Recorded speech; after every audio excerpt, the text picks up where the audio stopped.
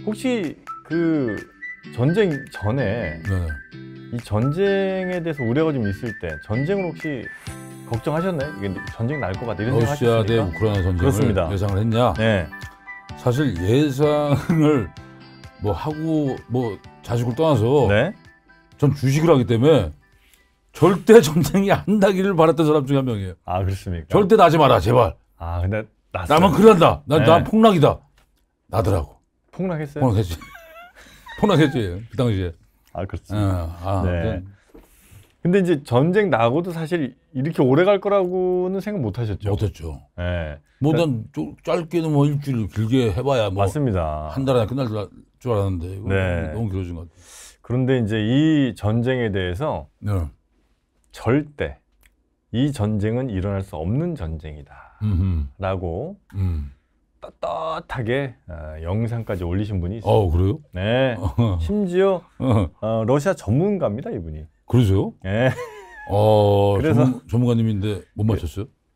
이게 못 맞춘 정도가 아니라 완전히 틀려버렸죠. 반대로. 네. 그래서 지금 이제 그 영상이 화제의 영상이 됐어요.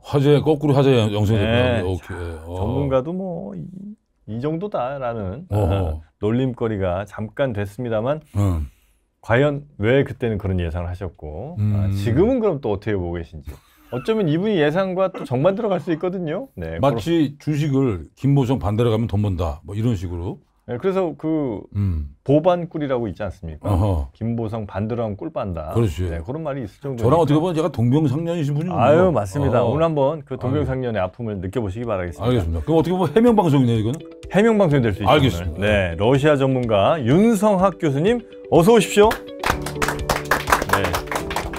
안녕하십니까? 예, 반갑습니다. 반갑습니다. 러시아 전문가, 중앙아시아 전문가, 고려대학교 러시아 CIS 연구소 교수님입니다. 네.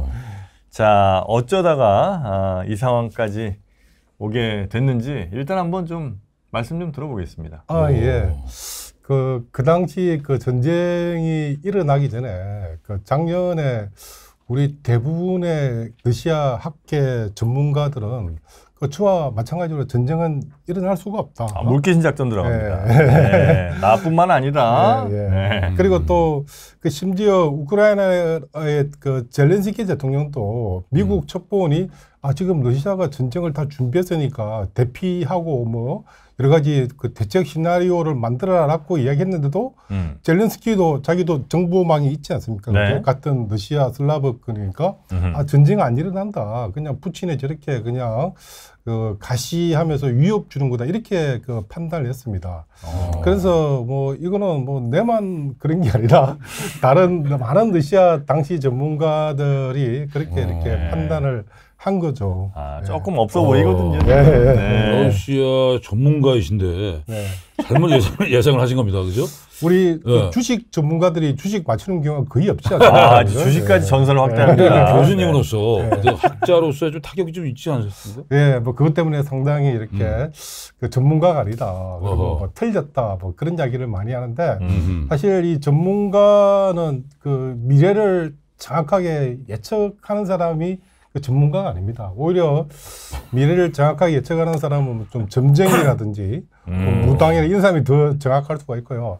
전문가는 미래를 예측하는데 어떤 로직을 바탕으로 해가지고 데이터를 가지고 설명할 수 있는 사람을 전문가라고 이야기하거든요. 그래서 많은 어떤 주식 전문가들, 경제 전문가들 보면은 대부분의 연초에 많은 그 전문 그 예측을 많이 하는데 거의 한 3분의 2 이상이 다 틀려요, 보면은. 그렇지만 그분들 이야기를 듣는 게 어떤 미래를 예측하는데 어떤 모델을 가지고 데이터를 가지고 설명하기 때문에 저도 이제 그 데이터와 그 다음에 그 러시아 그를 좀 안다고 했지만 실제는 제가 잘 몰랐다. 그런 부분들은 제가 솔직하게 그 미안하고 죄송하다고 생각하고 있습니다. 바로 투사가 나오네. 아름답습니다. 내가 뭐 틀린 결론을 낸 거는 틀린 좀 잘못된 정보들 데이터를 내가 갖고서 그 분석을 했기 때문에 틀린 결과가 나올 수 있다. 근데 그게 부끄럽거나 그런 게 아니고 얼마든지 그렇죠. 그럴 수 있다는 거죠. 근데 실제로 우리 교수님의 그 컨텐츠 유튜브 영상이 64만 조회가 나왔다고요. 맞습니까? 네, 그 정도 나왔습니다. 그 제목이 이제 러시아가 우크라이나를 침공하지 못한 5가지 이유라는 제목입니다. 맞죠? 네네. 네. 근데 그거 왜 안 내리셨습니까 아직까지?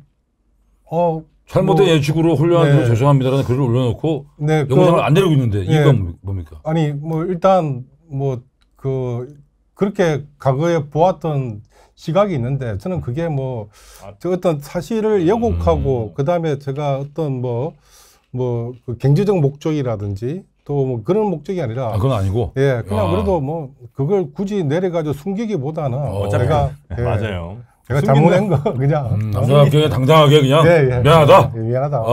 남자다우신 하십니다. 그 이후 방송에 제가 그 잘못 판단하고 제가 잘못했다는 사과글을 올렸습니다. 처음에 그 잘못된 판단을 할 수 있어요. 사실은 그거 전쟁 날 거라고 한 사람보다 지금 말씀하신 것처럼 전쟁 안 날 거라는 사람이 훨씬 많았거든요. 그럼 이제 우리가 그렇게 판단했던 근거가 있을 거고 지금 그럼 바뀐 상황들은 무엇이 있고 그러면 이 바뀐 상황에서 앞으로 어떻게 전개될 거고 요걸 이제 잘 얘기해 주시면 되는 거거든요. 네네. 아마 그때 처절하게 틀린 만큼 더 열심히 공부를 하셨을 거라고 저는 이제 생각합니다.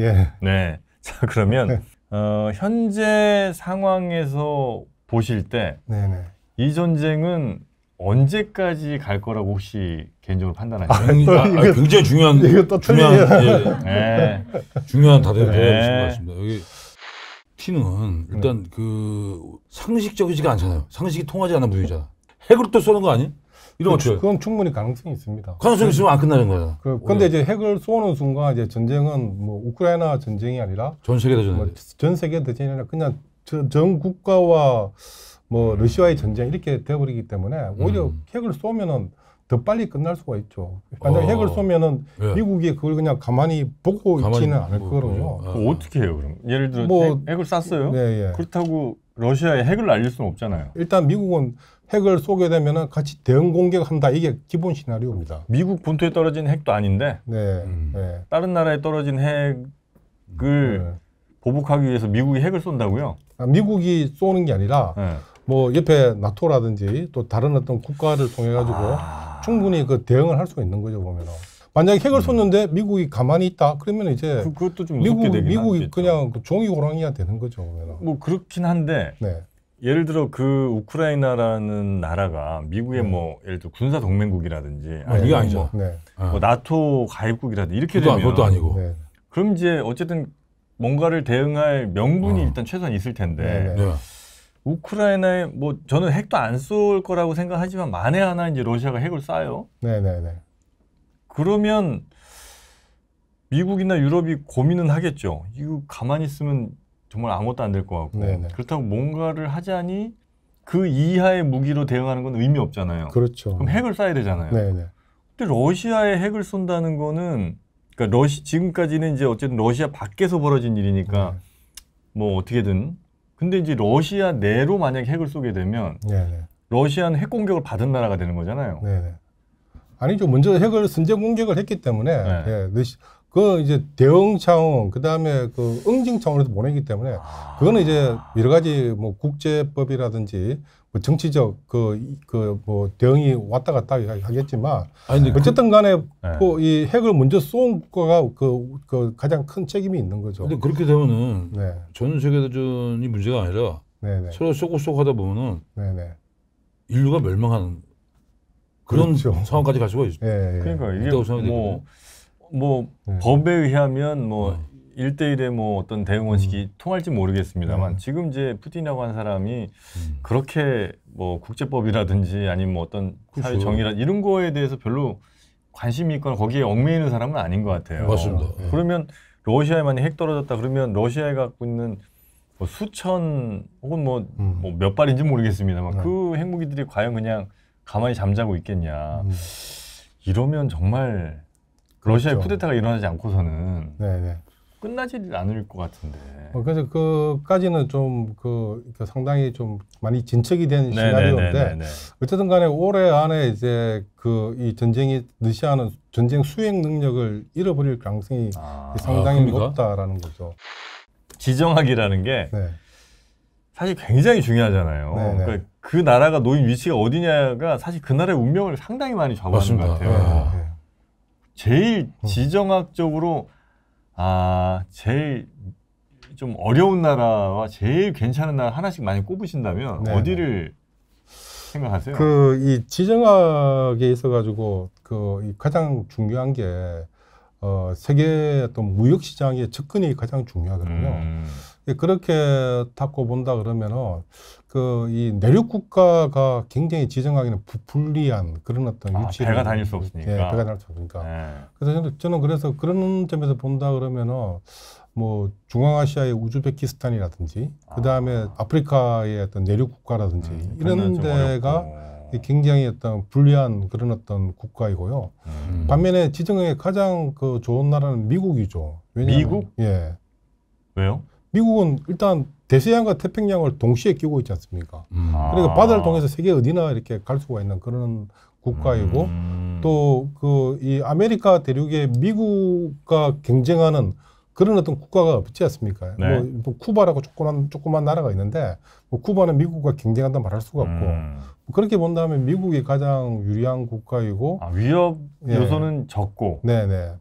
그리고 나갈 수 있는 길은 많고 나갈 수 있는 길은 많고 이런 것들이 가장 지정학이 있어가지고 우리나라는 어떻습니까? 우리나라는 이제 지정학으로 보면 우리도 굉장히 혜택받은 나라라고 생각하고 혜택이에요? 예, 우리는 일단 리스크가 아니고 예, 지정학적 리스크가 있는 것 같은데 우리나라는 거꾸로. 물론 우리는 이제 위에 뭐 중국, 러시아 이런 게 네네. 있지만 네. 어쨌든 간에 우리는 이제 대륙과 해양을 동시에 끼고 있으니까 외교만 잘한다 그러면 대륙으로도 진출할 수 있고 뭐 시베리아 횡단철도를 타고 유럽에 갈 수가 있고 네. 또 배로도 이렇게 갈 수가 있고 뭐 또 러시아와의 관계가 좋으면은 북극해를 통해서도 유럽에 갈 수가 있고 우리는 뭐 지정학 쪽 본다 그러면은 굉장히 저는 괜찮은 잘만 외교만 잘하면은 이제 우리는 충분히 이렇게 지정학 쪽 혜택받은 그런 네, 국가로 생각하는데 반면에 이제 정치적으로 보면은 이 과거 전쟁을 했던 국가가 바로 위에 있으니까 이런 어떤 지정학적 리스크가 있다. 그리고 또 다른 리스크는 이제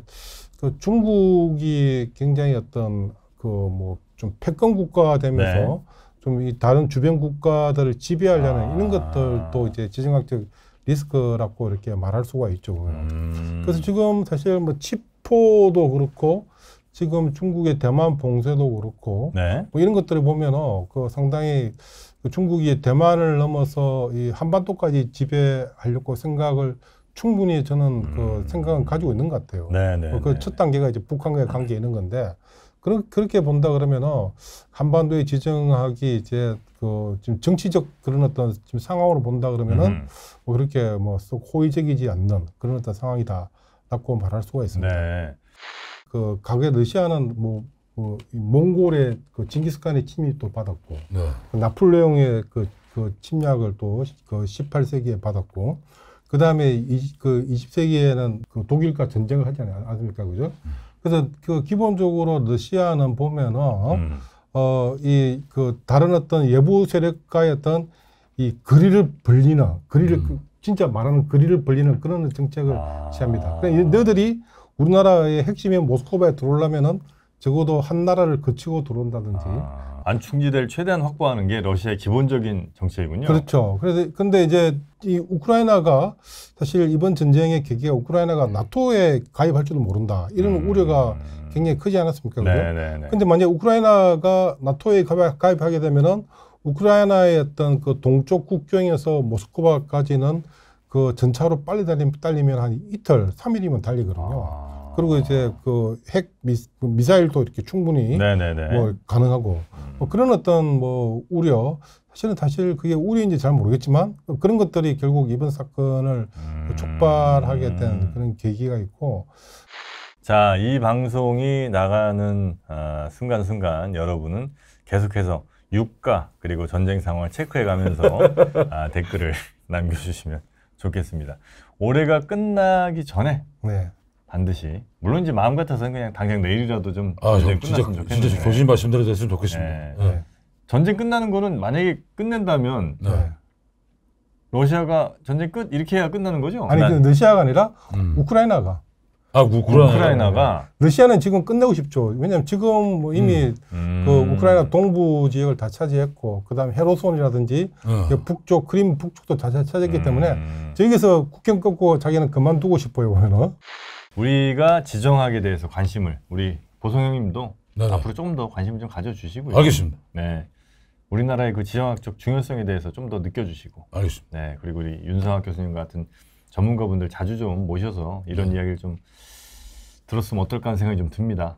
괜찮으시겠어요, 형님? 알겠습니다. 아니, 이 방송을 통해서 우리 교수님께서 명예회복을 꼭 하시길 바라겠습니다. 네. 네. 진심으로 기원하겠습니다. 윤상학 꼭 교수님, 네. 네, 오늘 고생 많으셨고요. 네, 네. 편의점 클래스 여기서 마무리하도록 하겠습니다. 교수님 고생 많으셨습니다. 네, 수고하셨습니다. 감사합니다.